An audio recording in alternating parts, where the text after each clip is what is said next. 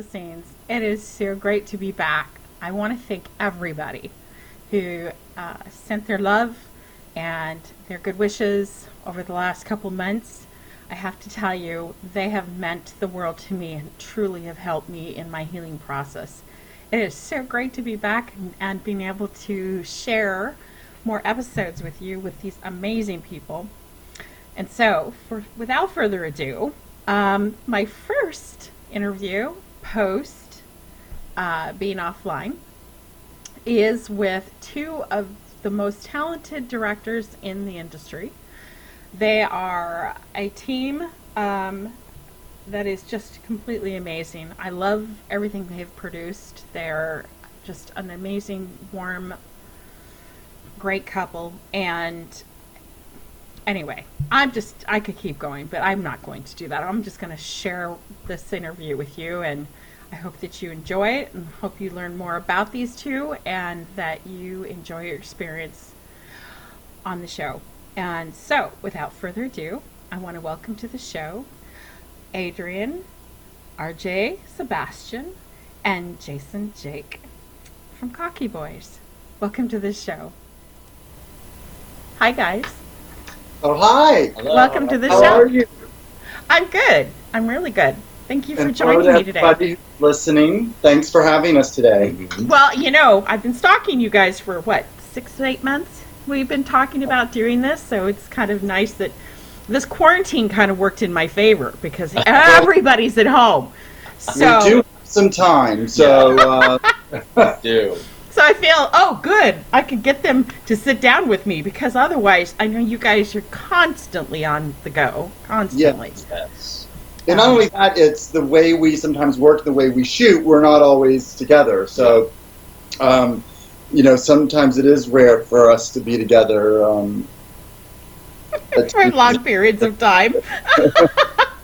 Now, I've got to keep things fresh if you're both in and out all the time. So you're not always at this house at the same time and everything. So it's like having honeymoon all over again every time you guys are home. Yeah, well, it's also that, or when we're normally shooting, it's changed now. We usually have a lot of people here, especially during the spring or the summer. It's always kind of there's always somebody different here, groups of people here, different guys here, whether we're shooting or not. Some people come up for the weekend. We've always had a very sort of liberal policy of letting folks come and our performers to come and take some time off away from the city, but it is it's a little different now. It's kind of strange in some ways, but to tell you the honest truth, it's I've considered it a blessing. It's allowed us to connect to the best parts of each other, and thankfully. We've been together. We were just saying, 21 years next week. Yeah. You tend to, in times of need or crisis or upset or whatever, we've always found that moment where we relied on each other, just in perfect balance. And so, to a certain degree, I've been grateful for that time together. So that's one of my quarantine blessings, I guess. It's nice to be able to reconnect. Mm-hmm. And you guys have always come across as not only partners but friends. I mean, and that's important. Is you have to be friends. Absolutely. You don't necessarily have to share the same. Likes, but that's what makes the fun part of the relationship is coming in it with different perspectives, different outlooks, everything. So that's awesome. It's really And we've grown together well. Like there's certain things that I've always liked that he's become interested in, and vice versa. And we're both completely different people. Yeah. And really, I wouldn't have never guessed. I mean, but to that degree, it's, you're exactly right. Yeah. We are very good friends, and, You know, and I always say that our relationship, our time, you know, being together for this long is the one thing I'm the most proud of in my life. So, you know, Oh, shit. ah, Aw. I think Joey wants Oh, some. she's in. Sorry, we're letting Oh, the it's dog. okay. Totally okay. The dogs are part of the show. Yeah. The show would not be complete without the dogs. Come on. Yeah. We know that they're part of the whole fam. So, oh, look at you, sweet pea. Yeah. So, He's kind of shy. Yeah. totally okay. So we're gonna. I always try to ask some background, just to take it all the way back to background. You guys obviously grew up in totally different areas of the country. So tell me about your childhood individually. I mean, I know obviously, Jake, you have shared a lot of it through talking about the All Saints series, which we will get to later. But tell me about the individual, how do you guys grew up individually, how you met. Let's go back that we're going to go all the way back. Well, Go ahead, Scopes. well, I grew up the oldest of. Well, I have a couple. I have two brothers, two younger brothers, and then I also have. My dad remarried, so he has another. I have a sister and two other brothers as well. But I was the oldest. I grew up like the first child, who was supposed to be the perfect child, and you know, trying to live up to being like the perfect everything is not easy, especially when you're gay, and you're always trying to be that perfect kid, so that you know you don't so that you don't call attention to anything else other than being a really good kid. So I grew up in a weird time in San Fernando Valley, when you know, surrounded like by sort of gangs and you know, very tough like Mexicans. I grew up Mexican, so I grew up in a very like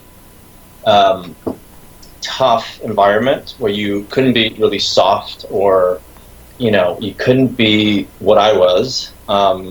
And so it was kind of, I mean, from as far as I remember, from the beginning of my schooling too, was called a faggot almost every day, even to where I didn't know what it was. I just knew it was not a good thing to be called a faggot.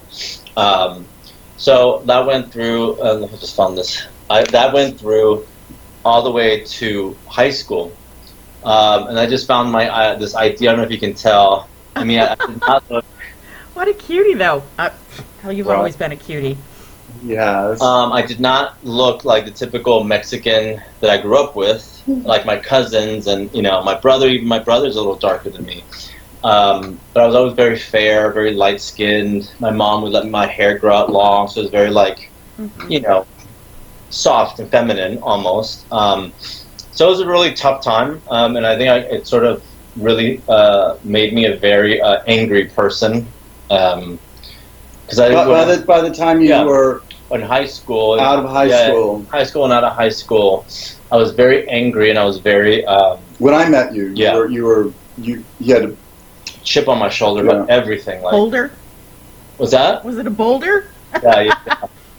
And I had a mission to prove to everybody who you know, judged me or picked on me or made fun of me, that I was going to be somebody, and I was going to make it in Hollywood, and I was going to be famous, and then they would really regret it, that they would, you know, the way they treated me. And it's funny, like being with Jason and sort of living with him and realizing that, you know, those people don't matter. They don't actually care is the thing that I realized. They don't, even in our business now, it's like there's people who do things, and at the end of the day, it's like, you know, it doesn't really matter.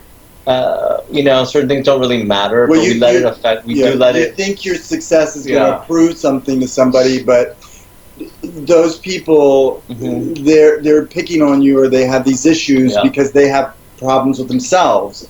And so it doesn't matter if you do something to prove yourself or to prove something better. They'll still look at it and go, yeah, well, that's just a commercial. You're not in a movie. Right. Actually, at this point, it's almost like you should thank them for pushing you. Yeah, I mean, Because now you have made a success of yourself for yourself, and to look at it from that point of view versus what they don't acknowledge about you, but they were the fire that was lit in you to be successful. I mean, absolutely. It's but I look back a lot on my dance career, and I really have a lot of regret, because during that time I was very top of my sort of the game at the time. So I was working with a lot of huge talent, and I was always so did not want to be I wanted to be somewhere else, because I wanted to prove to somebody else that these people that don't matter and didn't care, that I was better than just a dancer, or I was better than just a commercial actor or whatever. So it did definitely. I think you're right. It definitely did help motivate, but at the same time, it was you couldn't enjoy. I couldn't enjoy it. Yeah. So I do look back on a lot of these things with regrets, because I wish I would have really been present and enjoyed it, and really enjoyed it, because I got to work with some amazing people, Mm-hmm. So yeah, I mean, I think I'm happy that I'm not that way anymore. I mean, I still do, I still enjoy a little pettiness. Don't we all?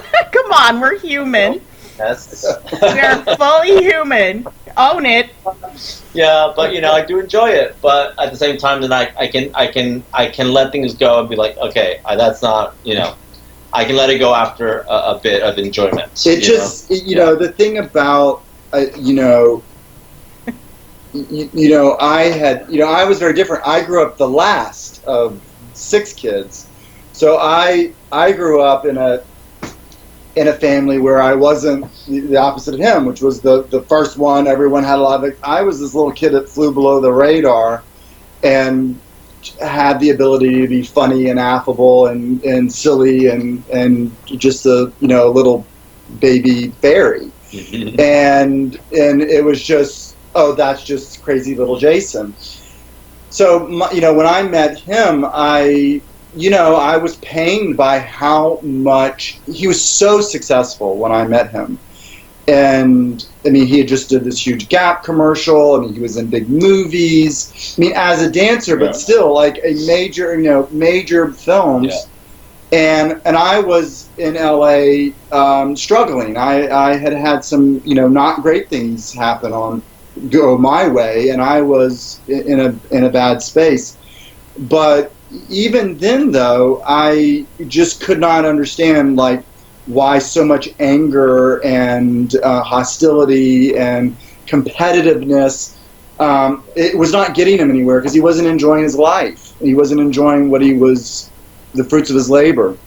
And this comes from many, many, many things. And we deal with this on a kind of a daily basis when we work with performers, because they can have success in so many ways, but if they see someone else doing something more than them, or if they have a point to prove, or they want to have a say or whatever, it sometimes gets in the way of having true, genuine success. And I measure success by, are you able to, enjoy your life? Are you able to have peace? Are you able to find comfort with the people that you're with and you like and you love? And, maybe that's just something I'm a little more in tune to now that I've gotten older. But even at that time, I mean, 20 years ago, I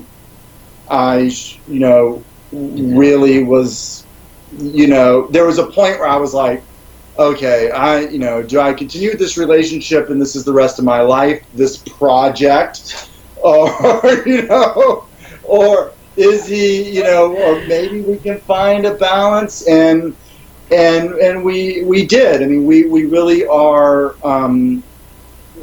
completely different in how we look at the world and how we struggle with it. But at the end of the day, I'm so grateful that we each have that ability to find balance with each other and get to, a place where we're able to be successful together. And that wasn't because I tried to change him or he tried to change me. It just was a matter of like really sharing a way of looking at the world that isn't as finite and rigid as he was seeing it. And then he was putting some rigidness and some finiteness into my flirty, flighty, lazy affair. Yeah, you accepted each other's differences. Yes, and weaknesses. Mm-hmm. And those weaknesses ended up being what the other party needed. Yeah, you guys have your strengths for each other that together, your yin and yang. Yeah, it works. Yeah. It didn't happen overnight. I'm sure of that. I'm sure you guys have had your. Oh yeah. Well, I mean, we're able to be. I mean, you can't. I mean, I don't know. Maybe someone can, but you don't. Create a life with someone after 21 years and not have peaks and valleys, and in trouble communicating and understanding. And that also happens as you're growing. It's like anything. You see, I love being outside, and I'm always, the thing I'm so intrigued about when I'm outside, I always like, is seeing trees that have grown around things. So whether it's grown around a rock or grown around a pole or you see even barbed wire that's grown into the tree, and you see the tree changes as a result as it does that. That is like a relationship that, as you grow, there will be obstacles in the course. And so the question is whether that it just can't sustain it or it does find a way to become something else. And I feel like that is very similar to how our relationship has evolved. So, what do you guys consider? What did you ever? You both had extremely big careers prior to going into the porn industry, obviously. Mm-hmm. What was your biggest influence, though, for that? I know that you talked about the negative side of what drove you for the dancing, but there had to have been some positives. What was it that decided, okay, this is where I wanted to go? Who influenced you? Who was your to becoming pornographers? Just before, you guys had a successful career before you decided to get into pornography. Oh yeah. I've look, you got a light. Yeah. Is that better? Trying to. Does it make me have fewer wrinkles now? This is what happens when you sit down with directors and photographers. I guess it went ran off. out of battery. Oh, I didn't know I thought it was just a audio. I thought I would have put a full light in here. Well, I didn't tell him we were going to be on videos because he would have gotten all. I know. Like a grumpy old man. I have a better wig than this one. Yeah, so, I like that. No. Who were our influences? I was in the Boy Scouts for a long time. Very, very, which was odd. But that really influenced me. In terms of entertainment, I had the opportunity to work with and become friends with a very noted television executive and producer. His name was Brandon Tartikoff. Created the Golden Girls, by the way. Okay. Big, huge. Yeah. Programming executive, and he found some of the work that I was doing in New Orleans. At the time, I was a documentary filmmaker right out of college, and he got behind a sort of a semi-syndicated television program that I created called Tribe TV. You should put those up so people can see. Oh yeah, okay. One day. And and that went on to win an Emmy Award within the South. They're called regional Emmy Awards, but and in the area that I lived in, and that's what eventually got me to move to LA. Like he really he set me up and got me an agent. And just as I moved there, he passed away. And just as quickly as I had sort of landed there thinking that I was about to become the next great television producer, I was, sort of out. You are in LA, you are either who you are or who you're with. And so, your proximity to talent or power, opens a lot of doors. So that sort of was my initial, he was my influence of how I wanted to be as a creator of entertainment. Mm-hmm. And then shortly after that, I started working with a comedian named Andy Dick. And I started his production company, and then we created a MTV show, which became the Andy Dick Show. And out of everything I've done, that is sort of the principle of how I really learned to produce the way I like to produce, which is you start with an idea, and then you do everything you can within what you have available to make that ideal real. You don't have you don't have a lot of money, you don't have a lot of things. If it's good and it's interesting, you start there and you use what is available to you, you can create anything. And because that's kind of how we created that show initially. We just really didn't have a lot of money. And that's what we sort of brought into, how we work today. I mean, Adrian has worked with, truly, some of the top people in the business, from Kenny Ortega, John Landis. Matthew Ralston, major directors.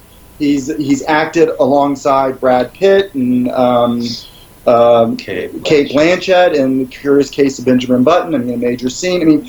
He is. It's funny because it's like, when we're working with some of the performers, and we'll be like, Adrian danced with Michael Jackson, on tour. Oh, he danced with Ricky Martin on tour. Oh, Britney. They're just like, what? You? How? We'll show them YouTube videos of him, and they're like, holy crap. And we're like, so what Adrian brings into our work is truly with unparalleled connection to some of the best tips and ideas and visions that he has picked up along the way of his 30-plus career as an actor, model, and a dancer. And we give all of that freely to our performers. And as a result, what? You said 30. It's actually only 20. I'm not. Oh! He pulled the age card. He pulled the age card. We've been together for 21 years, and prior to that was probably easily another 5 before that. All right, 25. Can we do 25? We'll settle on 25. Okay. I'm glad we came up with a good magic number. So, Adrian, how about you? That's a perfect example of me lavishing this wonderful, beautiful compliment on him. And at the end of it, he goes, well, it wasn't 30 years. Well, that's because he's the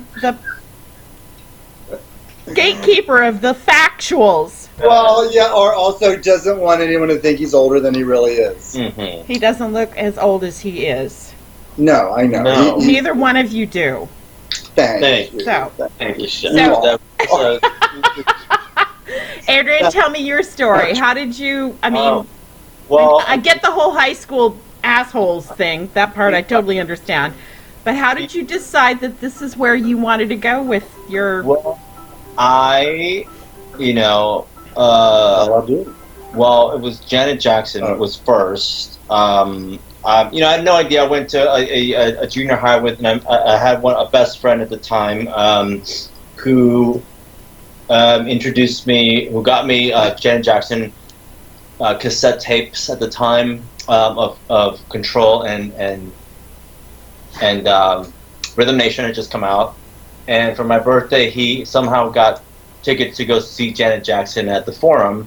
And this was in 1989, I believe. And I literally I'd only heard of Michael Jackson. I didn't really know who she was.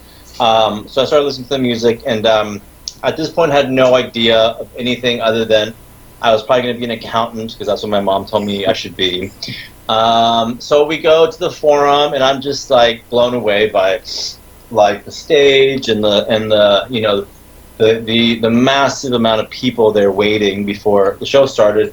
And I had no idea what I was about to see, no clue, never seen any kind of show like this. I don't think, yeah, we really weren't like, I wasn't exposed to all of this stuff. So then the lights go down, and then the music starts, and there's a rumble in the auditorium, and it was that point where she came on stage, and I saw the dancers, and I was just like, it wasn't like I decided, it was like, that's what I want, like that is what I'm supposed to be doing, you know what I mean? Mm-hmm. So it's just like, it was something that kind of chose me, I guess, because I'm like, oh well, I have no idea that that's what was even possible, and I didn't even know if I could dance. I mean, I just knew that I had to do that. And after that show, I found out where I could go to learn how to dance.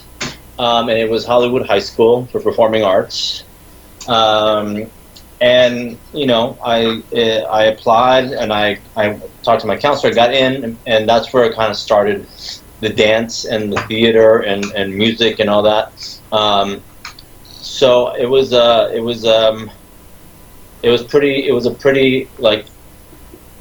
meant to be that I saw the show and that I was turned on that way, you know, turned on like creatively, and then I think I saw Paula Abdul right after that, and I think I saw that show like 3 times, and I was obsessed, because she's a real dancer, and luckily later I got to work with her, and that was pretty amazing. But yeah, it was seeing Janet and Paula when I was young that were really, you know, Set the muse going, huh? yeah, absolutely. Very nice. Absolutely. So, okay, you're both doing your individual careers, doing really great, obviously, being very successful in what you were doing. What made you decide just to stop one day and say, hey, I want to get into the adult film industry? Well, you know, I always sort of say this, is most people who get into the adult space, it's an accident. You know, most people are accidental pornographers, or they come to it at a time and, you know, think, oh, yeah, I could do maybe a little bit of this, and no one will know. You know, for me, it was I had actually moved to New York to start working with on a project and with a new business partner. And in that process, we ended up taking over a small porn site. And, you know, one thing led to another that just kept growing and growing and growing. And at the time, we were not really producers. We were just, you know, we just sort of were aggregators. And then I was a DVD distributor. And it wasn't until years later, long story short, that, you know, we were approach to buy Cocky Boys, and it had come right at around the recession, so that was like 2008, and David Dixon, who runs Straight Up Gay Porn at the time, had been the one of the guys that helped sort of put the whole original Cocky Boys together, and was their publicist. And he reached out to us, me at the time, because we were a big DVD distributor, and eventually, after some time, convinced us to buy it. And, you know, at that time, we took pretty much a chunk of our life savings, which was, you know, big for us at the time, and bought this company. And part of it was also, you know, we were going to make it bigger and grow more, and so we were, you know, be able to pay the rest off by making it a great success. And almost 10 years later, it became bigger than we ever imagined, and for us, and more successful. And part of that was, you know, really because we started at it. He was behind the scenes. I was kind of behind the scenes. I eventually came more forward on it, but we really did apply everything that we knew and learned, and we took from our our time in other forms of entertainment, and he brought as a photographer. I mean, really, he was like, I can take pictures. I'm like, great. I mean, and also we started really shooting because we sort of inherited the producers that came with the company when we bought it. Mm-hmm. And so to sort of help reduce costs and whatnot, we said, well, why don't you guys shoot at our house? We had a house in Palm Springs at the time. Why don't you guys shoot there? So that way you don't have to have a location. Mm-hmm. And so we let them shoot there. And one day we went to go check on the shoot because we lived in New York at the time. And we're literally appalled by the lack of respect to performers, the just not really caring how anything looked. Just put him on a couch and let him have sex and we'll shoot it. It was just gross, for lack of a better word. And we fired him and basically just started doing it ourselves. And we had, at that point, I had enough experience to know how to what I needed, how to do it, and how to shoot something to edit it. I was a director of documentaries for a while.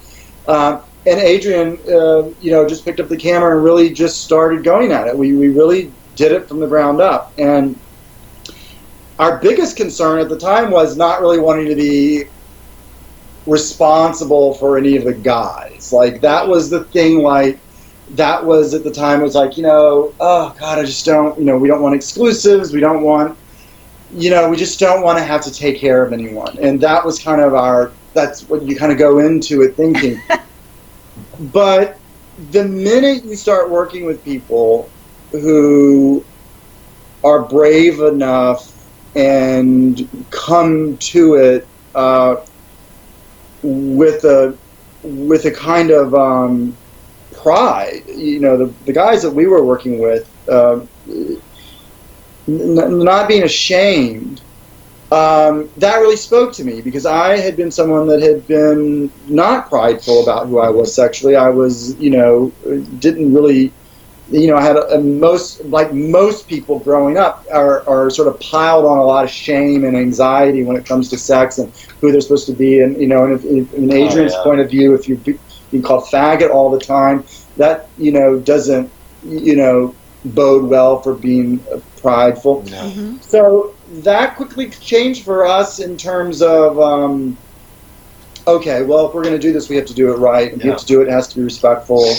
And I found that it by doing so, and by being empathetic to performers, before they get there, while they're there, and after they're there, completely changed my life. And I say my life because I think you were, that journey for Adrian was a little longer.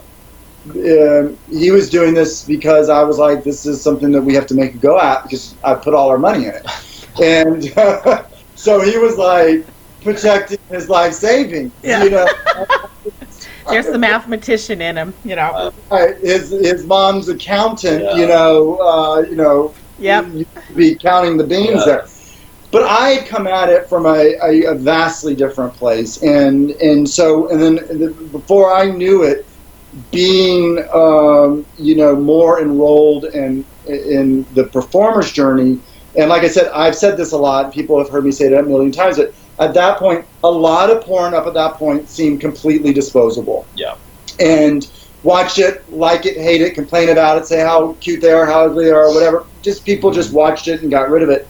That, I realized then and there that to change that dynamic and to change the dynamic for the performer, so the performer is truly, genuinely appreciated as a person, not as an object, we had to change the way we were shooting. We had to bring some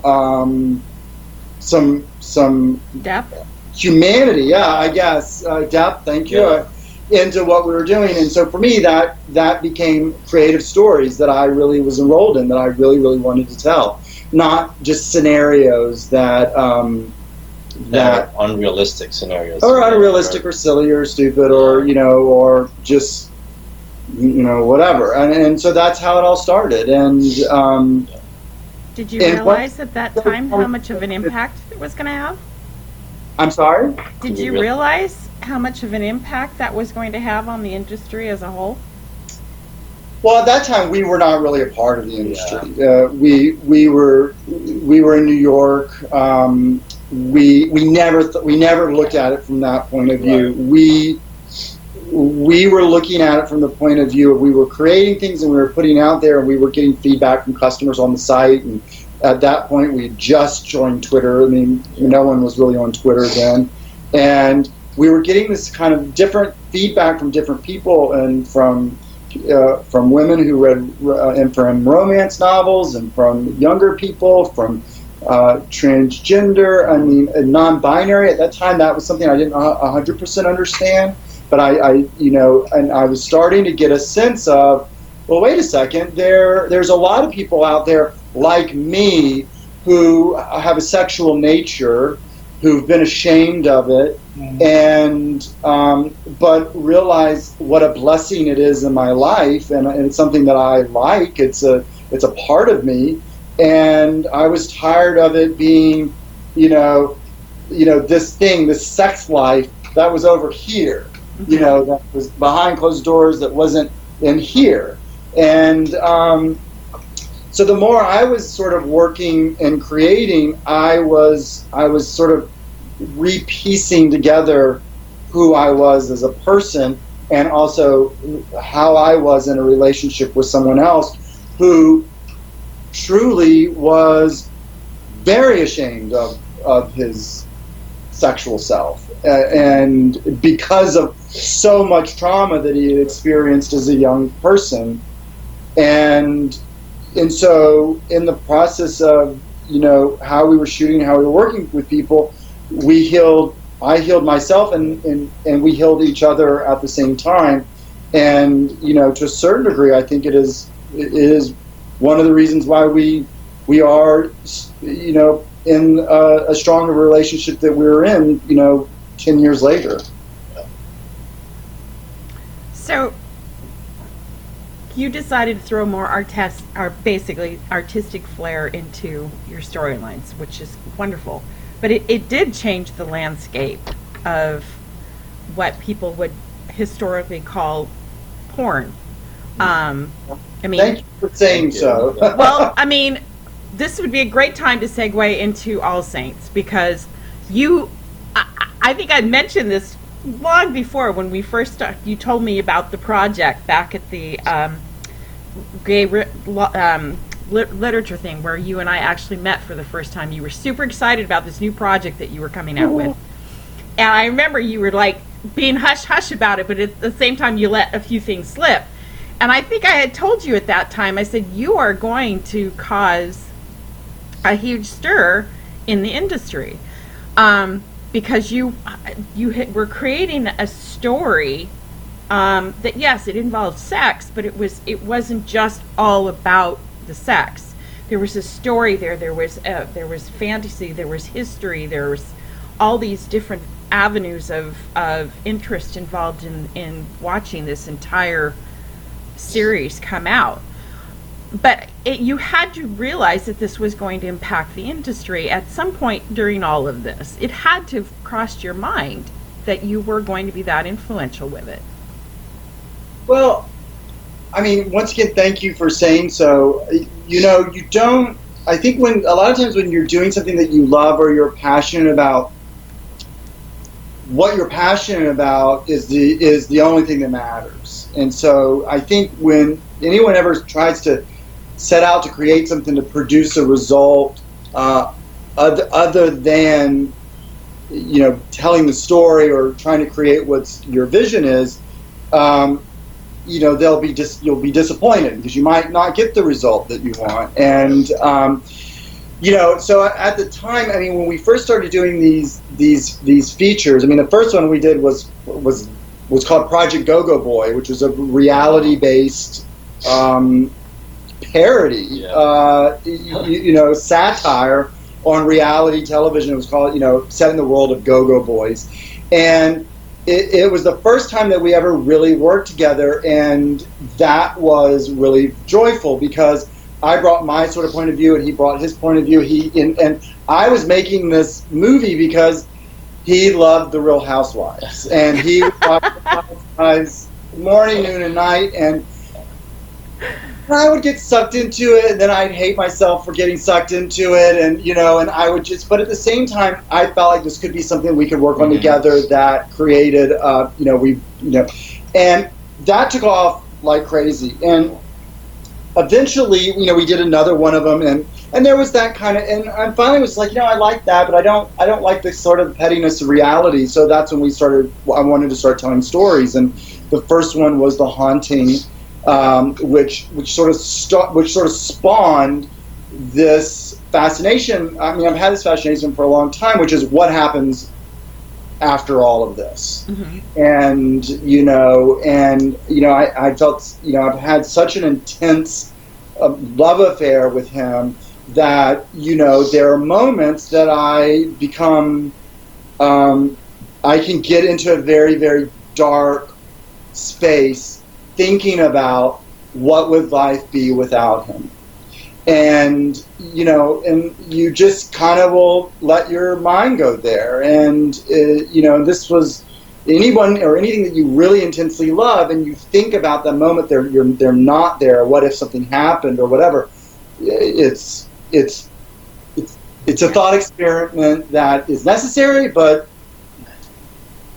not helpful sometimes, at least for me. It can be horrific. It can be totally horrific. Yeah, I think a lot of people are kind of even going through that now, and I know I am, and so I started creating this story about a couple that came to a house, and there was another couple there. There was two ghosts there that were haunting, but they were trying to be together, and that started this storyline that has taken its meandered from The Haunting to Answered Prayers, then to All Saints, and each one of those stories, for me, is trying to unlock and answer, a variety of things I want to know about, and not just telling a porn story, but really, where do we go when it's all over? Does the best part of this? Everyone talks about creepy, spooky things that happen with residual hauntings, but can love and affection and empathy and gratitude, can that live in a space just as much as creepy haunting things do? And then for me, eventually, All Saints has become a story that I've played with, of wanting to understand where we come in terms, where does our gayness, where does our gay self come from in terms of an origin story? I mean, we know Adam and Eve, and we know, where a man came from and women came from. He pulled out his rib and created a woman. Where's the origin story for the homosexual? And it's not within history, although it is there. There must be something there. And so part of what I was doing was taking these little parts of my religion and understanding and history and condensing it into this sort of thought experiment, and which has become All Saints, and it's almost done. It's interesting that you've created a history that was there but never told, because history books would never have been allowed to tell that side of history. You've basically added history. Well, part of the thing is what I started to, growing up, I loved history, and I loved, I loved magical realism, and I loved myths. I loved the Greek myths, and as I started reading more of these myths, once you go back to the sort of original myths, you see that it's filled with gay, bi, straight, hermaphrodites, non-binary. I mean, all of those things exist within Greek mythology and, to a certain extent, Roman mythology. And even then, it's even come from Syrian myths, and there are other origin stories that do tell the story of where man, woman, and others came from. It's just when it's finally sort of filtered down into the Judeo-Christian origin stories, it's all been wiped out. And many myths, Greek myths, have, once they sort of became anglicized, when they became very popular, when British explorers were going to Greece and pillaging all of the artifacts and basically taking all their cultural history and bringing it back to the British Museum, they had to now sort of tell those stories, but they didn't want to say, Zeus came down and picked up this boy and made him his cupbearer and lover and blah, blah, blah, blah, blah, or, these were, the bisexuality or the homosexuality of Achilles and the love for his, and even now today it's completely wiped out of almost all movies and any modern retellings.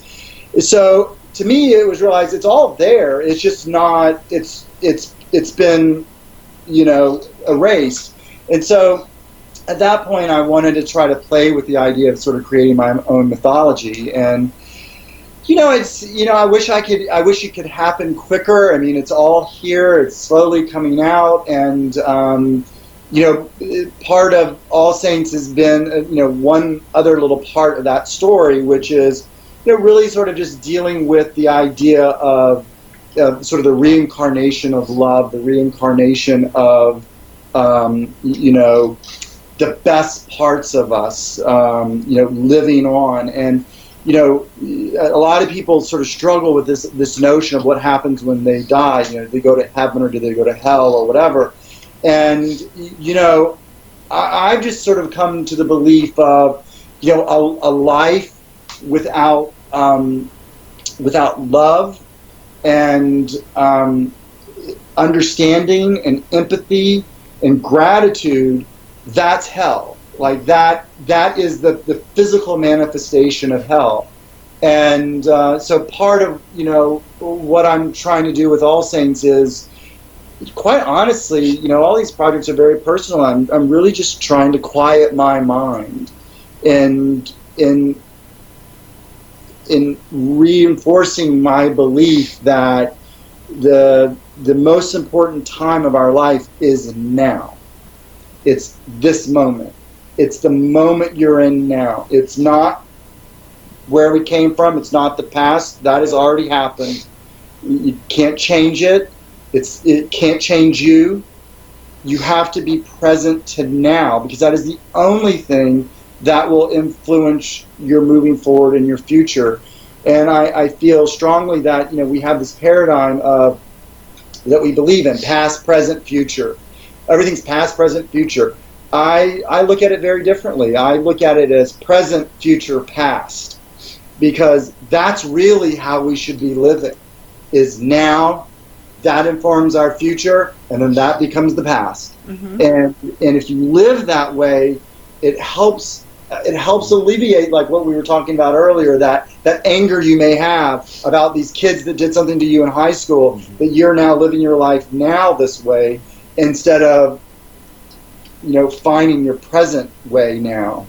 And I find that a lot of times when people can get rid of anger and fear and anxiety in any way that they can through being present to the best parts of their life now. And it's not always easy, because sometimes it seems like there's no good parts in our life day to day. And I think that feels very relevant now. But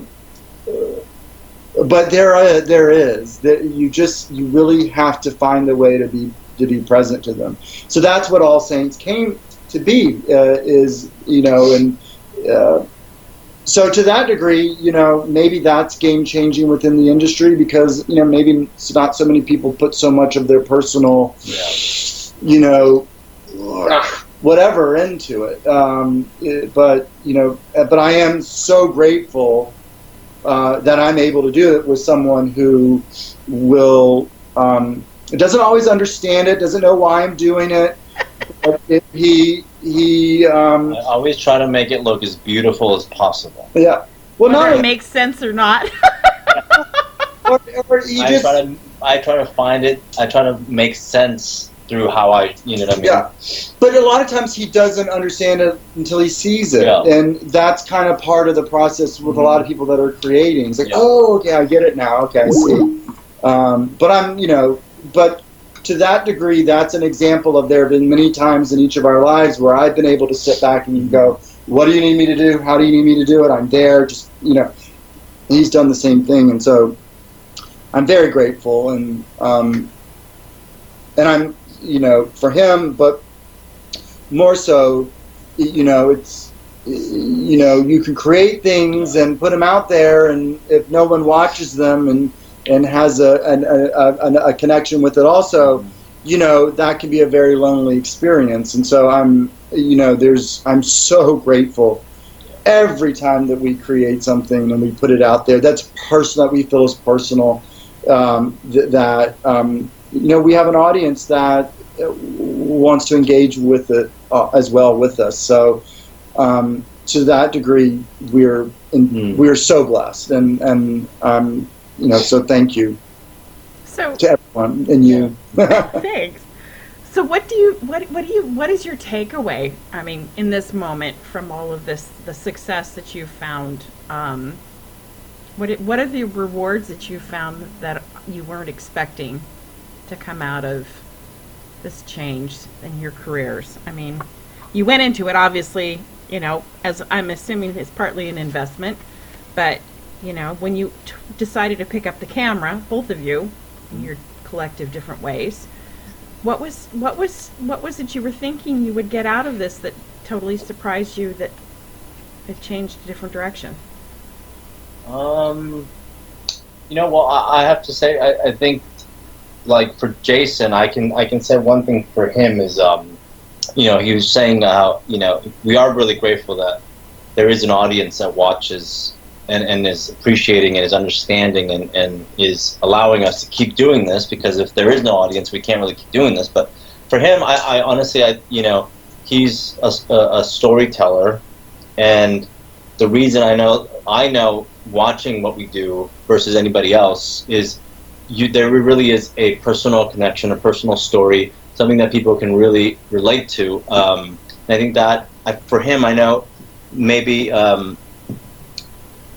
I think maybe what's for him is maybe an acknowledgement of yourself that you are a very talented writer and storyteller. Thank you. Because I think for a while there, like Hollywood and LA and that sort of energy does kind of like can beat you up a bit in terms of feeling like what we're trying to achieve or who we are is not good enough because we're judged by so many people there. But I'm very proud of you. Thank you. He sold a show to one of a show that came back because it was so good. Yeah. So it's, I think for him, that's just what I think for you is a very important thing to take out of this, that you're very good storyteller, very good writer, and well, he said, just now when he was talking, I didn't know he was going to say that. He said, Wait, he told me to say that.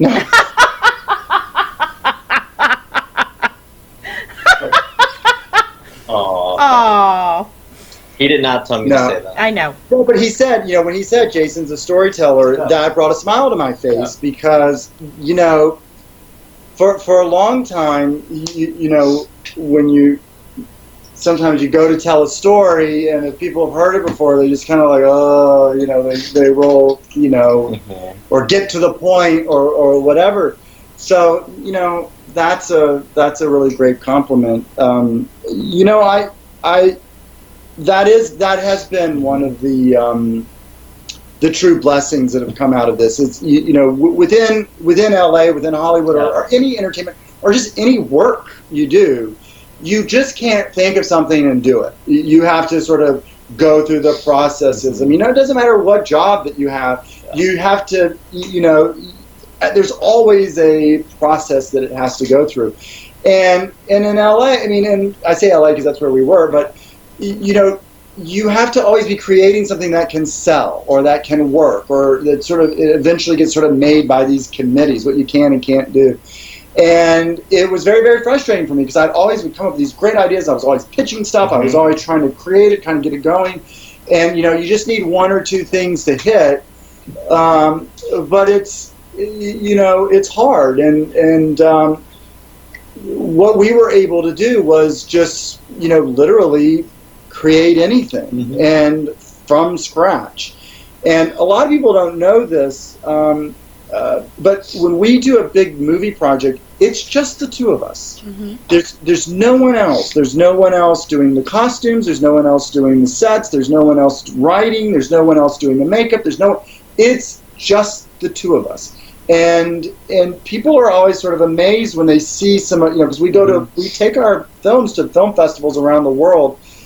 People just don't believe it when they watch it, because they're going, we showed The Bottle Collector at Tel Aviv Film Festival, and there's a filmmaker there who had won like the Academy Award for in Israel for his work, and he just could not believe that this was just done with the two of us. There's no lighting crew, there's no sound crew, and it's us and our editor. And it's incredibly empowering to be able to create from nothing. Mm-hmm. And when I say nothing, I mean you literally, the way I can sometimes construct a scene is I go, well, this is the space I have, how can I build this set out? I have an attic space, how do I turn that into this room for a Depression-era young boy that's looking for junk. And once I can find the space, and then I can get in that space, then I can create from there. And he's right there behind me, and we each bring something to that process. So it's one of the reasons why we don't produce a movie every month like a lot of bigger porn studios do, because we're not just trying to have a little idea and then just shoot sex around it. We're trying to tell a story that is sexual in nature, that sex is the part of the story. It's part of a life. Sex is a part of all of our lives. It's not just the setup for sex. So, it takes us time to build all this out and to create it, and at the same time to then make sure that the talent's available to shoot for an extended period of time, because a lot of them have jobs, so they can't take 2 weeks to shoot. And it's the one thing that I know people, they love when we put stuff out, and then they get frustrated that it doesn't come out quick enough or more quickly. But part of that is because of the way we do shoot it, and it, it doesn't help that I'm also a little crazy. Yes. He's running the business at the same time, so. Well, okay, the accountant over here, come on. I get a little OCD, and I want it to be perfect. And if it's not working, I really will take time to sit and noodle on it, and have to find the right piece of music, and then maybe reshoot something. But that is, that really does go back to also in these, like All Saints projects. These performers, by the way, put a lot of themselves into the project, and I write a lot of them based off of the guys to a certain degree. But they really do take it very seriously. They realize that it has meaning and it has power, and they throw themselves into it. It takes a lot of time. It's not just done on a weekend, and so that becomes another layer of, for me, and I know for him, of making sure it is as good as it can be for our performers. So this is something that they truly do shine in as a performer and as an actor and as a person. So all good things don't have to come overnight. Some things take time. But the good thing is that I think I've shot, which will probably be the finale of All Saints. We've shot it, and I've been working on it, and we're probably going to release it either later in April or maybe in May. Mm-hmm. And I think what I might actually do is sort of release the last part in a larger sort of film format, to sort of bring in other past stories, to try to link it all together, so people that are coming to it can kind of sort of see it all and how it's meant to be seen. It might not be the way that it's all been released, but it might tell a portion of the story, in a really sort of solid chunk, using some of the past episodes as a way to, you know, because I do think a lot of people are going to go, well, I haven't really watched all what's going on here. This is crazy. So I'm going to try to do that. But it's interesting in this time, you know, because this is a story about what happens after we're gone. And, you know, I have frankly been, you know, that's a thought pattern experience I really don't want to be in. Yeah. And you know, I've recently reconciled with my parents after, you know, years of upset about what I do, and I'm struggling. You know, will I see them again? And I know, but they're old, and they live in Louisiana, and you know, and when are we going to travel again? And so, you know, like a lot of people, this is a place I don't really want to be in, and so I'm kind of looking at how to re-edit All Saints in a way that is more hopeful, and you know, really, you know, lands in a place that I want to be in. So this isn't all there is to our journey, our life. This is only one plane. Yeah. And you know, I'm an absolute believer of positive energies, loving, empathetic, caring, grateful energies always find each other. And I believe that they find each other over and over and over again. There is a magnetic attraction that happens. And that is the one thing I feel, you know, people always sort of ask us, you know, how do you find your performers, or what do you look for in a performer? And I say this almost every time, it's like they really do find us. We rarely reach out to a performer and say, hey, who are you? Why don't you shoot for us? Or what are you doing? Contrary to popular belief. There are a lot of performers, and I speak from experience of having spoken to many who are, you know, they want you on their resume. They want to say they filmed with the Cocky Boys on their resume. Whether or not they're signed and become an exclusive with you, they want to have, you know. Yeah, and it's, you know, and a lot of times people they get upset if it doesn't happen. And I always tell people, I said, look, everything has its time. And we're just very, very sensitive to when it's right, it happens. I mean, there have been some people that have applied many, many times, and they're, I want to shoot, and I kind of, you know, I can just sort of sense what, you know, if they want to shoot for a reason that is, you know, because they want to prove something. That's not the time. No. You know, and so we sort of let these things sort of, you know, find their time and their place, and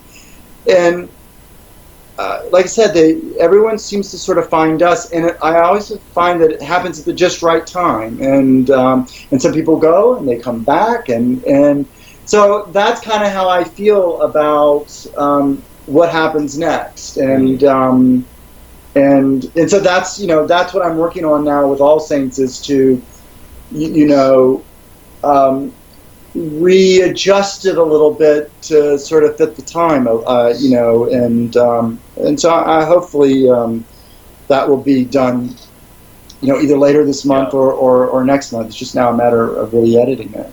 Well, I'm looking forward to it, and I'm being very patient.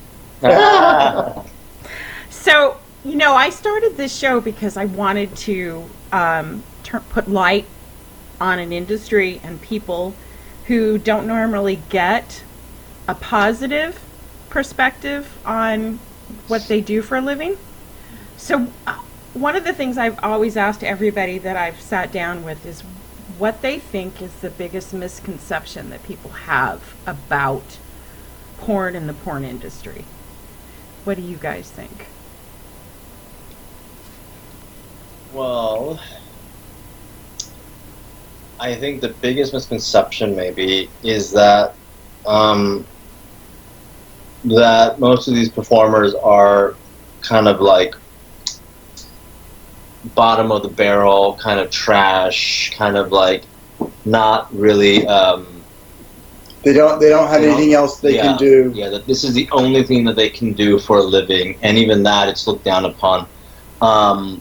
And the people we work with are very proud of what they do, and they a lot of them see this as exploration of their own sexuality, and they're proud of it, and they're proud to share that. And I don't think I could do that, so I think I'm like, I think that takes a different a certain type of person who's willing to do that, to be that brave to I film stuff of myself that I don't think I would ever want anybody to see, but I'm just not. We've seen many photos, so I don't know what he's talking about. There are plenty of underwear photos out there in the universe of you, so you do ride the line very well. And I'm starting an OnlyFans. No, but yeah. I mean, to your point, I think the general misconception is that anyone in the adult space is broken. Yeah. That something has happened to them in their past that's broken them, that's caused them to become sexually deviant or whatever the case is. And like I said, I've been at film festivals where people have like we showed Levi's film, Leave It to Levi. And, we were at a festival, and, I had quite a back and forth with a few people where they were saying, look, you're just making this movie to make it look like what you're doing is okay. This is just a puff piece that is making you look good so you don't, but what about all the trouble with all the people that are within the adult space that have so many problems, and aren't you part of the problem? And they'll see there's a high suicide rate, there's this, that, and the other, and I just said, look, they're actually the highest industry with the highest amount of suicides are actually bankers and veterinarians. So what you're trying to do is you're trying to now immediately stigmatize everybody. People in all industries and all facets of life have problems. They have issues. And they're not honest about who they are and what they are and why they're doing it. And the thing I think about the sex industry and sex workers is they are immediately starting the conversation about their life in the most honest way possible. Most people, when it comes to sex, are not honest about who they are, what they are about their sexual selves. Most people, 99% of all people will lie if you ask them a sexual question. We had a president that sat in the Oval Office and lied about his sexual dealings because that is what we have been taught to do as people. We've been told and taught that it's wrong, that it's shameful, and that it is the origin of original sin. So that is just a natural, easy place for most people to go. And what I found is, no, these are not broken people. They are, including myself and Adrian, we are also, in effect, sex workers within the sex industry. And there's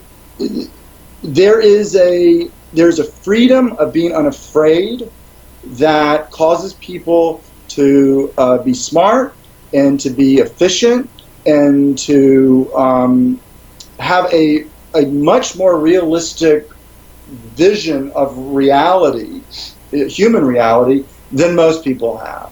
And that is just a fact, and from my experience. Mm-hmm. Now, does it mean that there are, people within the industry, no matter what, that are not doing healthy things, that are not prescribed to healthy things, that are not smart, that are not any of that? Of course, that's the same with that's humanity. But but at the same time, I want to also sort of draw to the point. It's like, it's okay to have been broken. It's okay. There's a wonderful quote in Ernest Hemingway, A Farewell or All Quiet on the Western Front, which says, Life breaks us all. But in the end, we will be stronger in the broken places. And so I think it's okay for people to be broken for a time. It's okay to have anxiety. It's okay to have depression. It's okay to be ill. It's okay to not be perfect. It's okay to have been broken by what life brings at you. The difference is how do you manage and handle that now?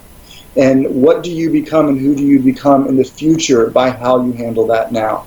And what I find is almost everyone I have worked with in this industry, I've seen people at their best, I've seen people at their worst, and more and more and more, I honestly see people becoming stronger in the broken places. And to me, that is, that's living. That is understanding. That's how you grow. The tree that grows around the rock or around the fence post. That is not giving up on life. That is looking at what has been presented to you and then you finding your way through that. And for the people who are able to do that through sexual storytelling or sex work or being able to bring comfort to other people, as a sex worker who under normal circumstances might not even be touched by another person, to have the human element of connectivity and touch and beauty and sexuality and desire, all those things, not shame and fear and anxiety. To me, these are people that are sexual, these are heroes in my mind, because so much of people's lives revolve and are encapsulated in a view of where they fit into the world sexually. And most people are lying about that part of their life. And to me, that's a living hell. Mm-hmm. And so porn, sex workers, sexual storytellers, all of this has a purpose. And it's nothing to be ashamed of. It's nothing to be guilty about. And so that's what I feel, that is what we've come to understand in our work. And it's what drives us every day. It is a purpose that we see and look at, and in many cases, that purpose is what fuels us more so than the numbers and the nuts and bolts of, is the business successful? Because a lot of times we do things relevant to our purpose that just isn't always good business. And at the end of the day, I like putting my head on my pillow every night and feeling like we're doing something that matters, and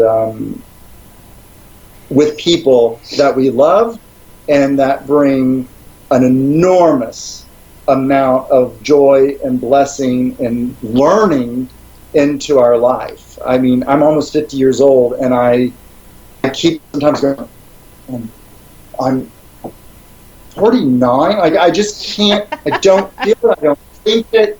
And part of that is because I am constantly interacting with such incredible groups of energies that keep me young at heart, young of mind, young of body, and so I'm feel incredibly blessed, and there goes the dog. So somebody walked in the room, spirit-wise. Yes. Definitely. Trust me, I get it. People ask me all the time, how come you hang out with such an interesting group of people? I'm like, and you just have to understand how amazing they all are. They're all beautiful souls. They all have a story to tell. And they are all worthy of love and respect. Totally. Of course, without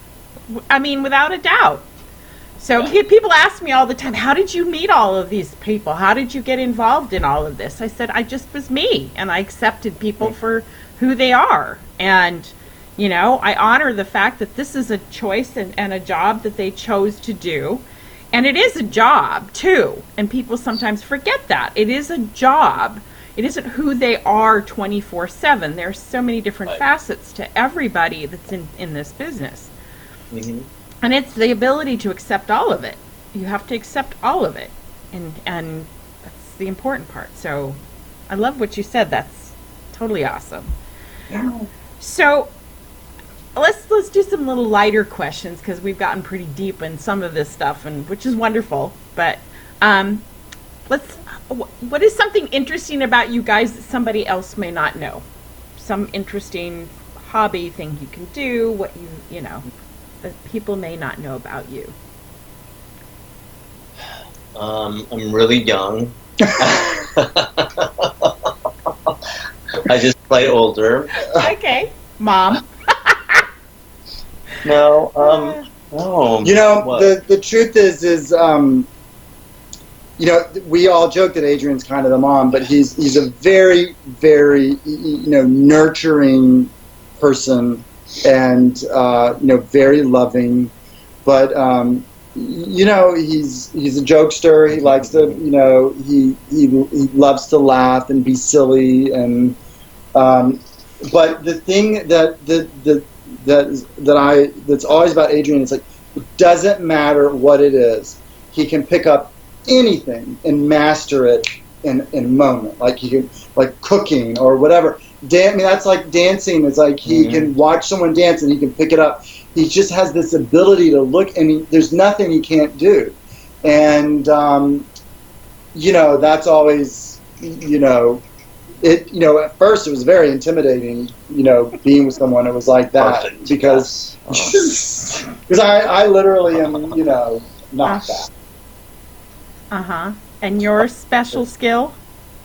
Oh, I don't know if I, you know, I think maybe Adrian needs to answer that one, seeing as you answered his. Hobby is he loves to dig up things. He's digging up our entire backyard, finding amazing, like, historical artifacts. And you saw him. I have a video of him in Tel Aviv on the beach, literally digging up, I mean, amazing things. But he loves history and loves. He's a true collector. Yes, what's it called? Hoarder. Hoarder. I've become very, very interested in archaeology, and you know, I'm sort of, you know, fashion myself as an antiquarian, you know, one of these old gentleman farmers who goes out and digs up some you know, Roman ruin or something. But you know, I've excitedly found a lot of Indian artifacts on our property. You know, Indian points, and I found this rock shelter I'm currently excavating, and these old pots, the pots that have come out of it, that are like almost 1,000 years old. Well, you live in a very historical, older area of the country. I mean, out here, we're not quite as old, but it's got to be interesting. To me, it's incredibly fascinating. And I mean, I found my first arrowhead when I was a camp counselor in Louisiana, and it's interesting because in a lot of my movies, you know, things hold you know, have stories that are part of what you know, you know, continue to tell the story, because you know, a lot of times you could.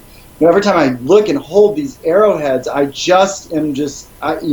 can't help but to try to think about what was happening in this place at that time. Like, was this something that was, like, you know, shot, or was it lost? And someone went back to the camp like, God, I just lost that arrowhead I made. You know, like, what the hell? I just made it. Like, do they have the same upsets that we do when we lose something? You know, like, I just bought those pair of glasses.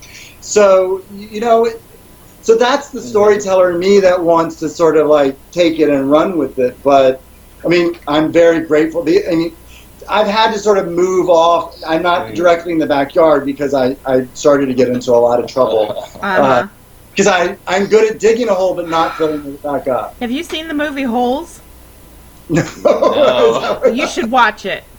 You guys have plenty of downtime. You should watch it. Scary. Holes. It's not scary at all. It's about this camp for boys. No. Oh, okay. And they build there. This guy's digging for something. I'm not going to give the story away. You guys just need to watch it because I'll this totally fits what he's doing right now. It's not a porn, is it? No. Now Shia LaBeouf, is that his name? Oh, yeah, yeah. okay, I know what this is. Yeah, oh, that's interesting. Yeah, I will check it out. Yeah, you guys should watch it. It's a cute movie, but it's got a bit of that whole theme to it. They're just looking for something totally different, but there is history in it. I think you guys would love the movie, so you should watch it. Good. So, okay, now a really funny question because I've asked everybody, and it's totally funny. So we're just gonna go with this: Spider-Man or Batman? Spider-Man. Batman. Figures. Superman or Thor? Superman. Thor. Figures. Well, because he's a historical figure. Uh-huh. And it's interesting I'm stuff. still calling it the way I see it. Green Hornet or Captain America? Now, are we just going based on the actors who play these Either, people? however you want to look at it. Yes, Captain America's hot. Yes. Oh, who are you, Shaggy's? Is it Matt? Is this who I am or No, who no, I no. No, like? just who Just- appeals just- to you. oh. What appeals to you? You know, I guess I don't really know Green Hornet. They know Captain America. You know, I think you need a little Captain America right now. Okay. So, if you two could have a superpower, what would that be? Oh my God, mind control. Jesus. Oh gosh. Mind control. Yes. Dare I ask why? You know, I like people to say yes to everything. yeah. Oh my Yes God. could get old, though. Yes. I mean, think about it. Yes Yeah. could get old. So you want like that little Jedi mind trick Yeah, thing? yeah, yeah. Oh, okay. I want a new car. Yes, you can have a new car. Great. Okay. You can have a new car. I'm not paying for it, but you can have a new car. I guess if I had a superpower, I really would. I would like to be able to time travel between past, present, and future. So I could go back and find the answers to a lot of Right. things that we all want to know. What is Okay. Easter Island? What the fuck? Where's is Easter Atlantis? Island? Yeah, There's right. Atlantis, yes. All right, so here's another fun question. If you could spend the day with anybody from history, who would it be? From history. Oh, wow. You know what? From history. Oh gosh, I don't know. I don't know about history, but I know I would love to spend a day with Michael Jackson where we were just friends, not working, just friends. Well, technically, that would be history because he's Yeah. past. Gosh, it's so. Or Marilyn Monroe, actually. Oh yeah.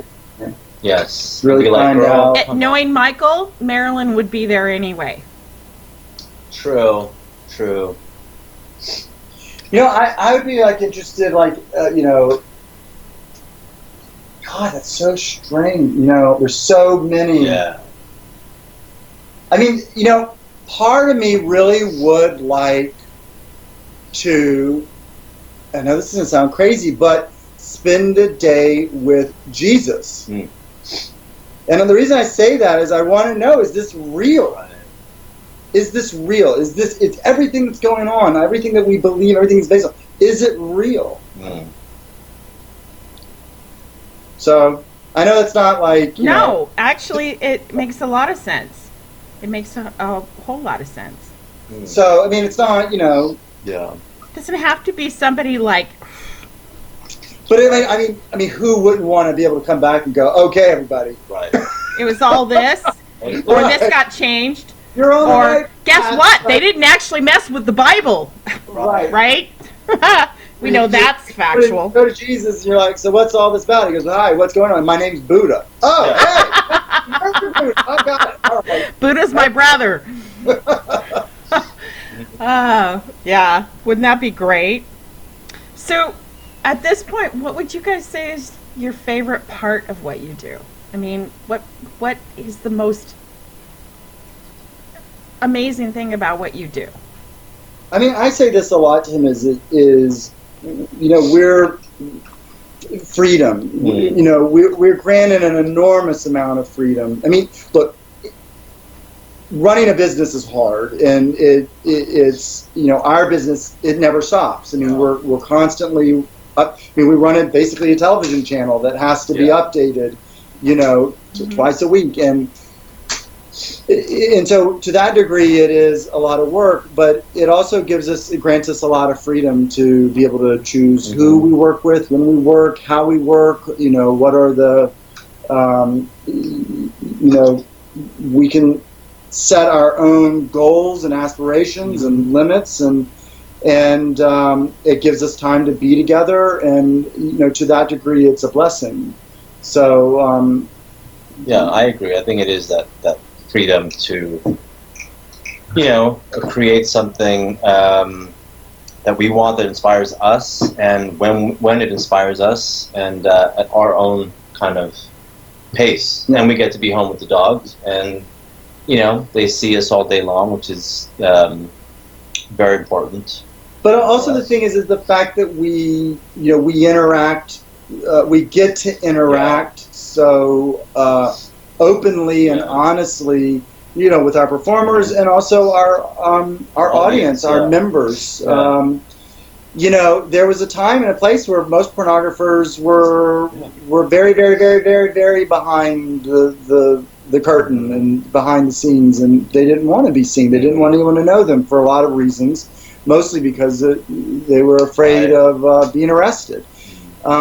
So, for me to be able to have that constant interaction, both online and on person, it is a blessing. I mean, there are times that actually, based on feedback, it helps me kind of better understand, and I become better educated on some issues and certain things, and as an artist, to get that kind of real-time feedback, it is priceless, because most people don't. You work on something, and then you put it out, and it goes or doesn't go, or it can be deflating. You can just sort of say, "I'll give up."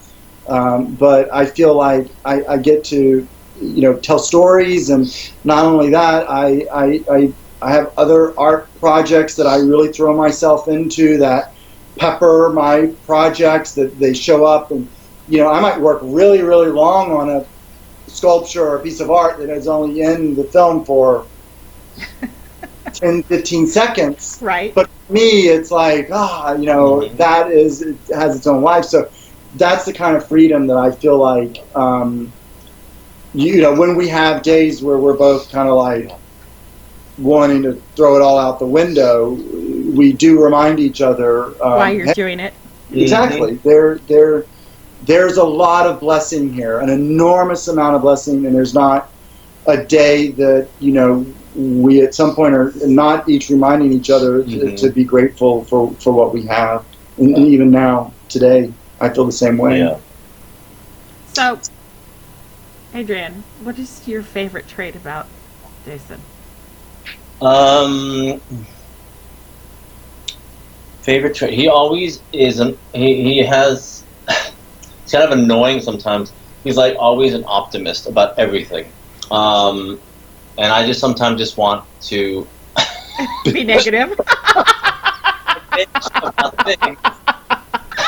I don't want to hear. You just want to be like a Jewish mom and just no. But I have to say, it does rub off on me, and it's helpful because I've always been geared towards the negative and complaining about things. So it is a very good trait that he's always an optimist about life. It's not always easy to hear I don't always want to hear what he has to say, but at the end of the day, it does make sense, and it is, I spend so much time in my head, wasting time complaining or holding on to things that don't really matter and don't help me, and just take away energy from my life. So for that, I mean, I think that he's an optimist, and he always sees the big picture. Where I am very like, I just focus on the one thing that's upset me, and I can't get past it. So I think that is the best trait.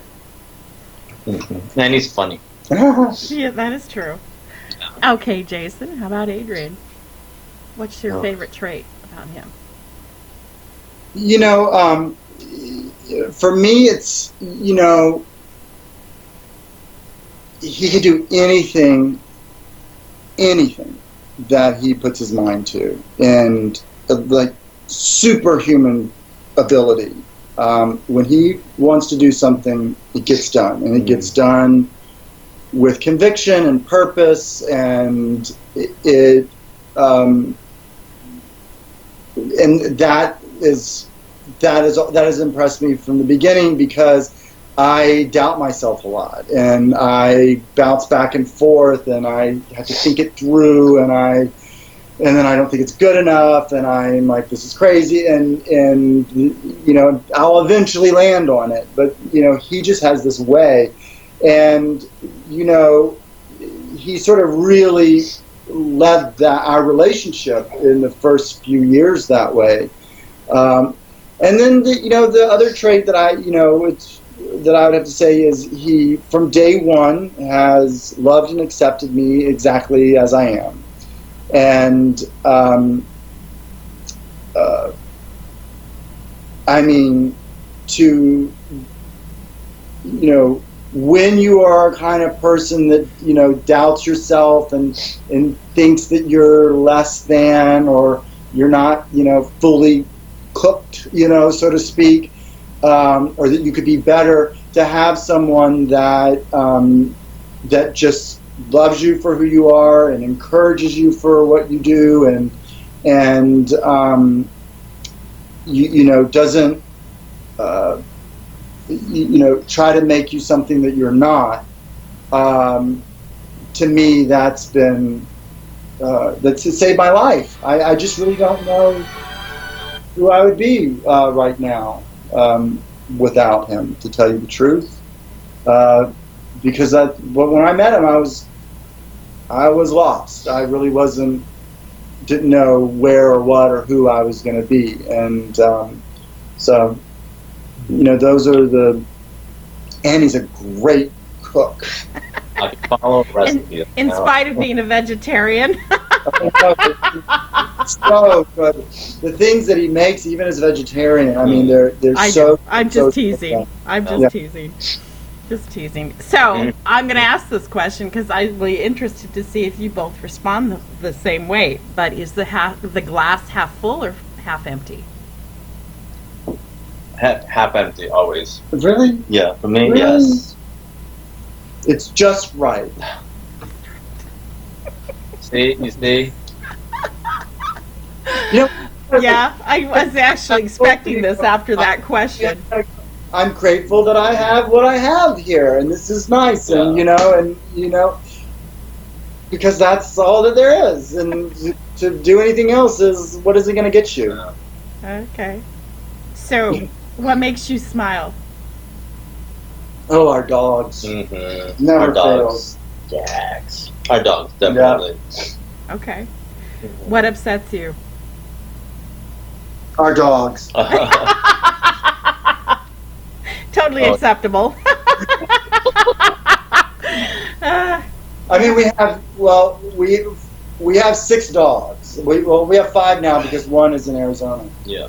But you know, she's on vacation. Yeah, she's. I don't know what upsets me is, in all seriousness, is dishonesty and authenticity. You know, trying to get something by saying something that's not true. That is so. It wastes so much time when people do that. It drives me absolutely crazy, and yeah. I won't dwell too much on that. But for me, that's where I usually draw the line of whether I interact with someone or not. Mm-hmm. I agree. Okay. What do you want to be remembered for? Oh. Wow. wow.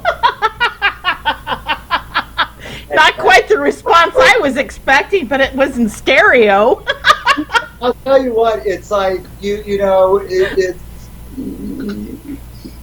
you know, we're in this time that's a very crazy time right now, and you know, we're having to deal in this sort of situation where we have to live our lives and within the circumstances that we have, and you have to appreciate everything and not sweat the small stuff. Yeah.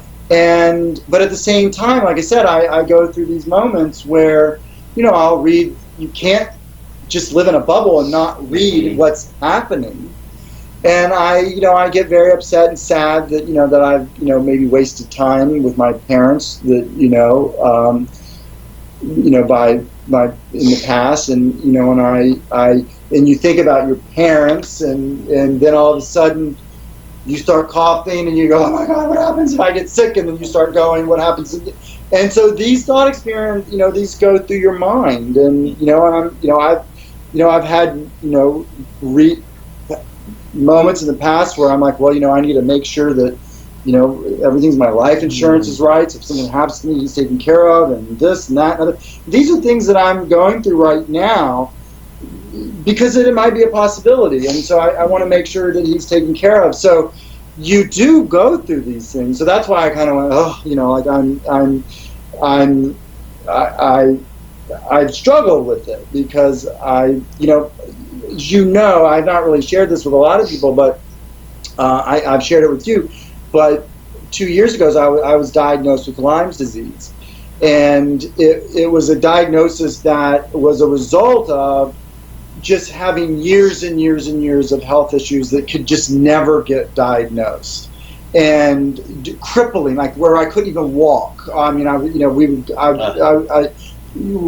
went on a trip one time, and I was on a wheelchair on the way home. I had to be carried out of the hotel. Not being able to remember things. Literally just feeling like I'm falling and just spiraling, and just not being able to do anything. And finally got diagnosed and was living with it in a very, very serious way where, basically for a whole year, I really wasn't able to really even work. And thankfully, Adrian, on good days I did, and he, that's one of the reasons why there was a time period where I made no movies. We made no movies. It was almost a full year. And when you're ill and when your body is not working, your mind is trying to find a way to explain what's happening in your body to try to heal itself. You're not thinking about everything that you've accomplished. Right. You're not thinking about, oh, that was such a great movie we made. You're not thinking about, oh, I won an award, or you're not thinking about any of this. Mm-hmm. You're thinking about how is my husband gonna keep going? What's going to happen to everyone that works for me if I'm not able to keep producing? And then, of course, you go into your own pains and aches and these things. So at the end of the day, to answer your question, for me, what do I want to be known for is ultimately if something, if once I vanish, that the people that I've worked with, the people that I've loved, the people in my life, for a time, carry on the best parts of what you think you are. So for me it is being a positive person, being an empathetic person, being someone that can look at a problem and say, how do we solve this, and not put my head in the sand. So if the people that I love, that's what goes on with my energy after me, as opposed to any particular piece of work or anything like that, at the end of the day, that's what I want. And so what happened for me is once, because I had a sort of a self-isolation too, for a period of time. So what happened for me is when I started to feel better, it wasn't so much, what do I create, or what do I win, or what do I build, or how much money do I make? It really was, how do I work in a more peaceful, loving way with the people that I have to create something that has some sort of purpose or meaning. And, you know, so that's, and, you know, who knows, maybe some way down the line someone digs up in the backyard something I lost back there and go, oh, who's this guy left this out here? Maybe that's what I'll be remembered for. Adrian wants to be remembered for such a beautiful young corpse he left. Well preserved. Well preserved. Right. Well preserved. He wants to be a Vita. Oh, so you're already drinking embalming fluid is what you're saying. I got it. That's not really coffee in your cup. No. I'm slowly pickling myself. Oh, lovely. Mm-hmm. Lovely. Well, I think you're both aging very gracefully and very well. Thank you. And I can say that because I'm older than you are. So, Well, we're all in it together. that's true. Very true. So, tell me about what's going on with projects, what's going on that I can share with people. Tell me. Well, right now we're really kind of in a holding pattern. We're about to release a little campaign called Cocky Boys Makes You Feel Good. We have a lot of feel-good movies in our library, so we're going to re-release some of those. We're going to be doing cam shows with our guys on the platform. We're rebuilding that platform, so Nice. there'll be scheduled shows. What we're trying to find some creative ways to work with them to create some projects and keep them working as much as possible. We just finished this Hollywood and Fine. We were kind of excited to get started with kind of a little sequel to that. So, we're just kind of really waiting to really see what happens. But, we'll be releasing All Saints. But, now's the time that we're just trying to, figure out what's a way to sort of, create a meaningful, necessary escape on the platform, and I spent the first week of quarantine when I was like in my head I would pretty much only watch the Animal Channel. If it was a nice pet show of just dogs running around, nothing about being lost and the mother finding it. None of that. I mean, literally, there was nothing on TV that didn't have disastrous ER visit, true crime drama. I literally was like, I just want to watch flowers bloom. Well, I've been doing miniseries, and some of them have been foreign series, and it's been very interesting. I've watched one about this Russian czar from way back and his wife. It was actually quite a good movie. Something I would never have sat down and watched, truthfully. But I found every time lately I got stuck into like a period piece or something that I was really, okay, this is nice.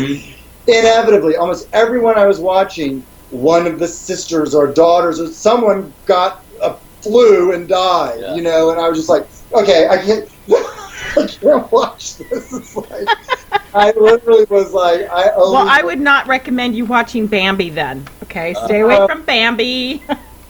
Well, the other night we watched Babe, which was about the pig. Babe, which was really cute. But yes. So I'm a lot more. I've fortified myself, so I can now watch things. But everyone wants to watch Tiger King, and I'm like, I'm not interested in people. No. So, which is interesting because I'm fascinated by many things. So I was surprised that I was so like. So that's what kind of gave me the idea of doing this Cocky Boys Makes You Feel Good campaign, because people need ways to escape what's happening, and that's how I felt about the site really since the Trump presidency. It really was. I stopped really the site and what we were doing, being political or anything that referenced sort of like what was happening in the world that's upsetting us. I really wanted it to be a sort of a safe space where you could just come, and for whatever time you want to spend on there, you're able to escape, to lose yourself. And so that's kind of that's what we're doing for now. posting a lot of pictures of our dogs. For a lot You of know. people, this is a great time to like take a big exhale. Yes. But for others who may be struggling from other situations, this can be very trying and hard for them.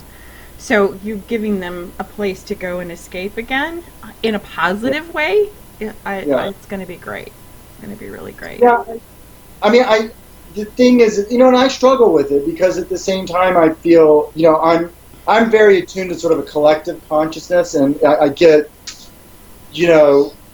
uh, I don't know what it is, but it can really affect me to the point where how can I create? How can I think of anything? Based on like the reality of certain things. And, but that's part of the creative process is working through your own anxieties and fears and depressions. And it's real. I mean, that's why I was saying, recently it's like we have to all be able to say and accept it's okay. It is okay to feel this way and to have these anxieties and have these fears. Because for a lot of people, they are very, very, very real. And we can't. And so I struggle sometimes of sort of like, that we've created the space in this bubble that I know is necessary, knowing, that there is another reality. But we do get from so many people how grateful they are that this is a safe space now. So, that gives me,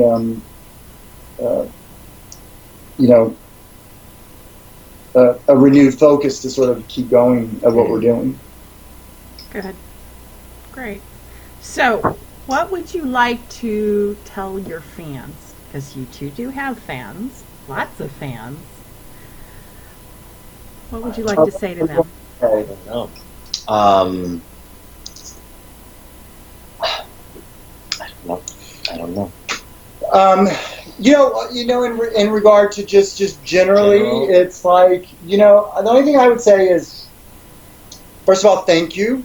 Thank you for, sticking with us in good times and at this time now. Being a part of our community and sharing with us. It does give us some connection that is, we sometimes hard to find right now, especially when we're not able to go out and do the things that we do. So that means so much to us. But it really is, thank you, and I hope in some small way that Jackson wants to go outside. In some small way, our sort of view of the world has an impression and connects to people and has meaning and power. Just to be grateful yourselves and. I don't know. I mean, I guess that's kind of. I always struggle with the notion of fans. Yeah. It's just a word. No, I know. Okay, they're family. Okay, what would you want to say to your porn family? Is that better? Okay. Thank you. That's why I just it's so much of our journey has been.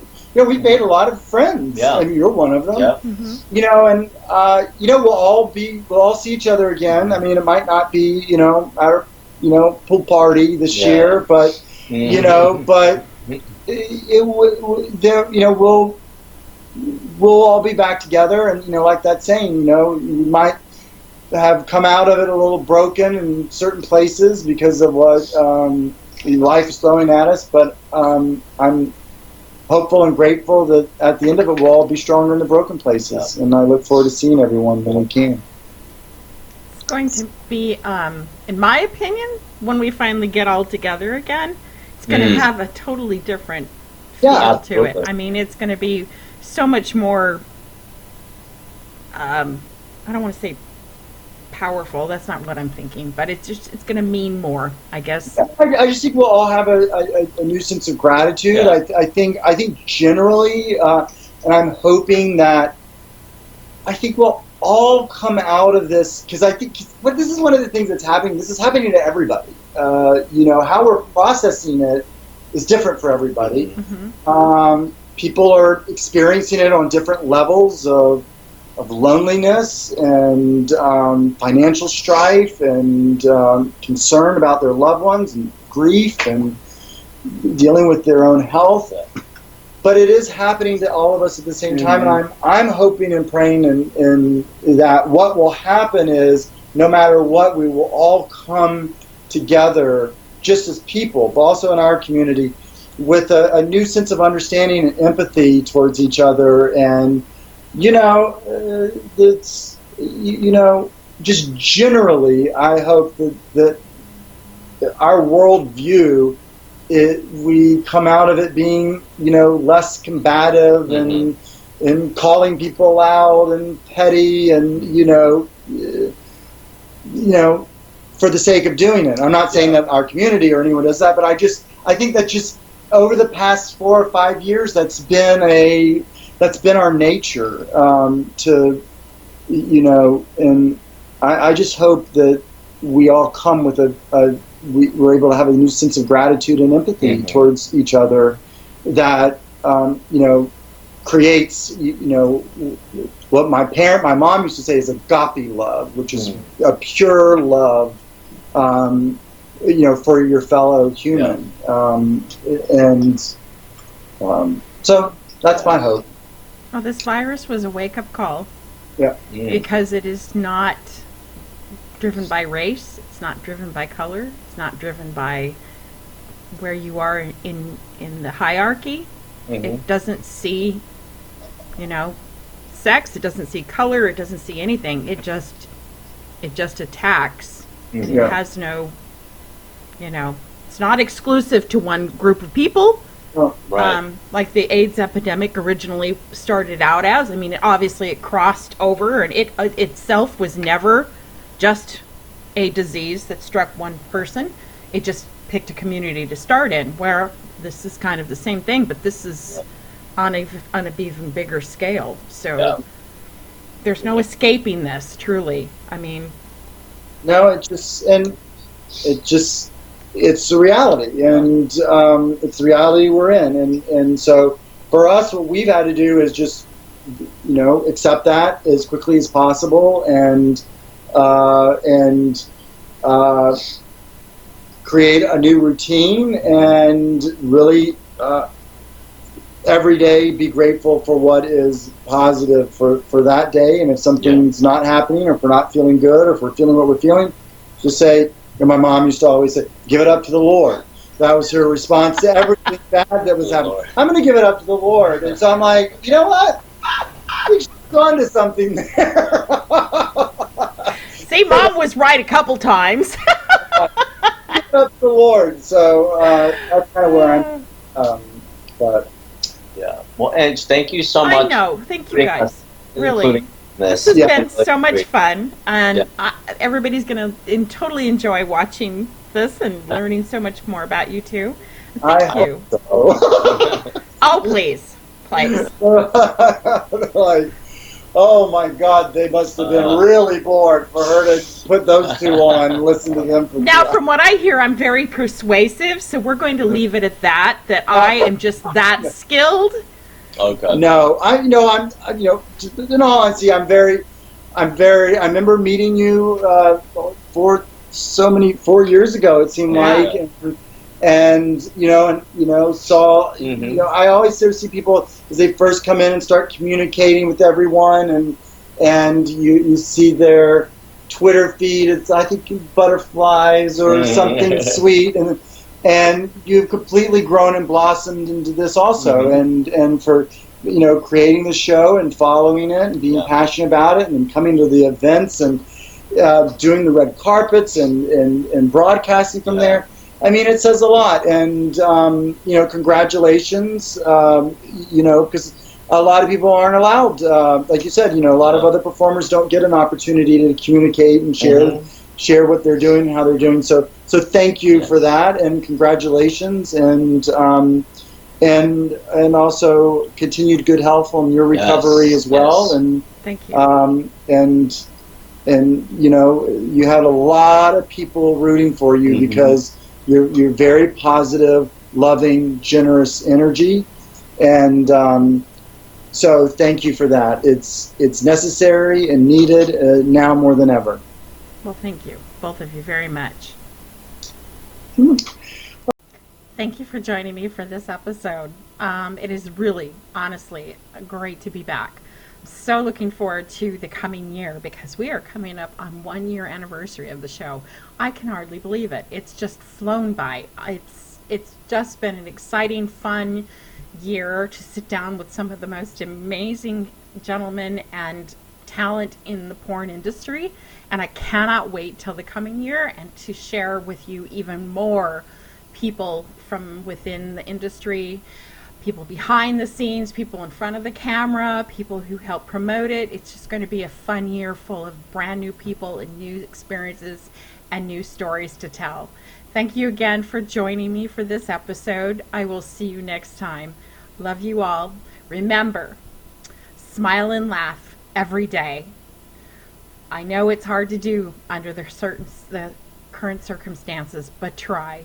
And remember, hug somebody that you love, be it 2 or 4-legged, and it doesn't have to be in person. You can always hug long distance. Just make sure you share it with somebody that you love. And remember, you are special. Love you all. Thank you again for joining me in this show. I'll see you next time. Bye-bye.